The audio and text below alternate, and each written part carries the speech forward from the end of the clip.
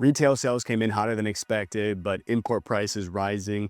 Homebuilder confidence still very low, thus housing starts plunged, and the Fed finally make an interest rate cut. My name is Jerry Rios. This is another condensed weekly recap of what happened this past week, September 15th to 19th, 2025. Tuesday the 16th, we got US retail sales, and as I said, this increased by 0.6% month over month in August.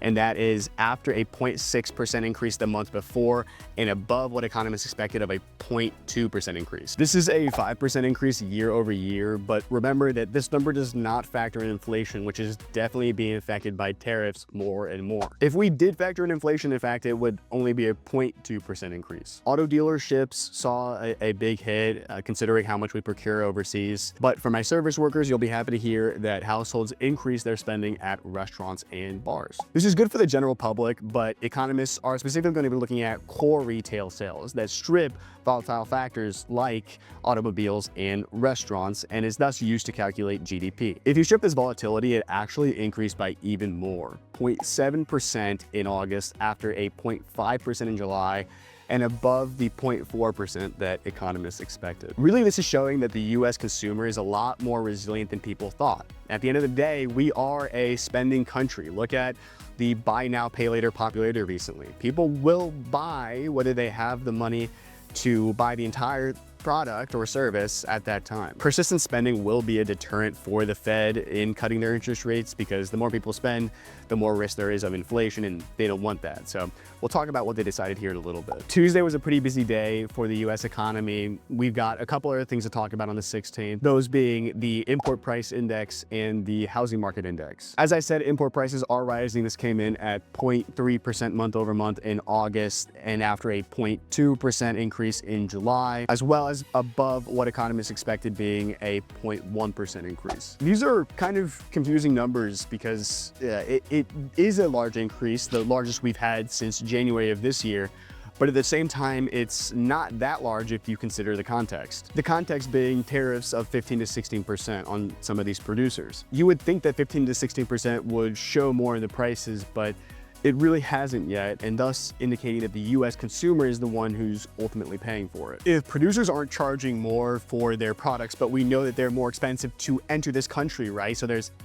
import price and then there's landed cost. Landed cost considers the tariffs here.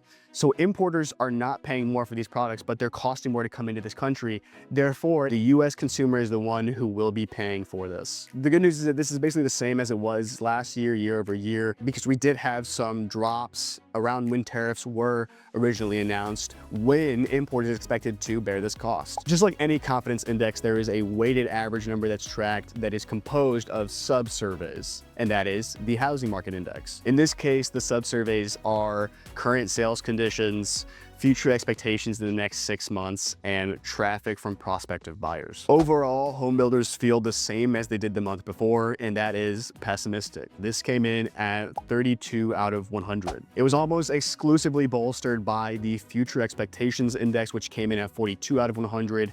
It is clear that home builders are feeling more enthusiastic about what is to come, especially given the Fed's meeting that was favorable toward buyers. It's the here and now that people are really struggling with. The current sales conditions remained at 34, but what was worse was the traffic from buyers, which dropped to 21. This has led to more home builders and sellers in general reduce their prices.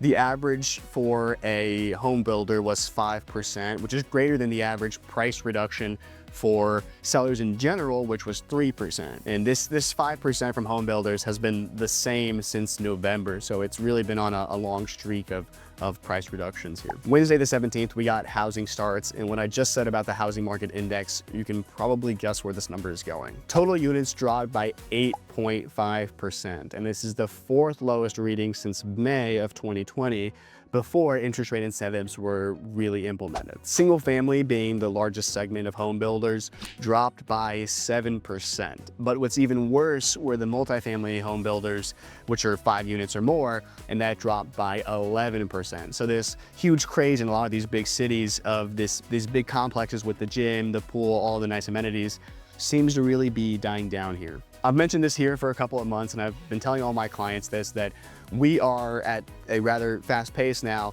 moving into a buyer's market more and more. Home prices and higher interest rates have outpaced what is a persistent demand from buyers, especially when you consider that 60% of homeowners still have a mortgage under 4%. So they have to really find something that they really like, or that is at a good price for them to make that move. The housing market and the labor market were probably the Fed's two most important factors. So let's talk about what they decided here. Finally, which is the reason why you're actually watching this video, and that is that also on Wednesday the 17th, we had the FOMC meeting and what they decided on their prime rate range. Finally, after 9 very difficult months, the Fed have decided to drop their interest rate by 25 basis points, or in other words, 0.25%. This brings their rate range down from 4.25-4.5 to 4-4.25, obviously trickling down to what banks are willing to charge us as consumers and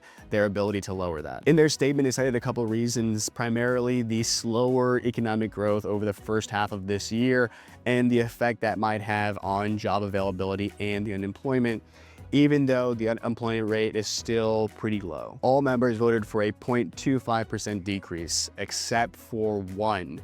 Chairman Marin voted for a 0.5% decrease, indicating that some members are a little more concerned about the economy than others. And rightfully so, as there are some uncertainties in the future of our economy and weakness showing in the labor market that we'll talk about now. Last but not least, and just like every other week, Thursday the 18th, we got jobless claims. Now, jobless claims surged the week before the 15th to the highest we've seen this entire year, but they did come back down by 33,000, essentially correcting that increase and sitting at a comfortable 231,000. This is still pretty good, all things considered. I think most economists would say that 300,000 would be alarming, but we would obviously see if that was coming, right? If these jobless claims start increasing by a substantial amount, we would see that, and the Fed would probably take action. Remember that the job market is weakening, but it is not weak. We still have a very strong labor force with unemployment still relatively low. New claims come from layoffs, people being fired. So it's good to see that fewer of those are happening.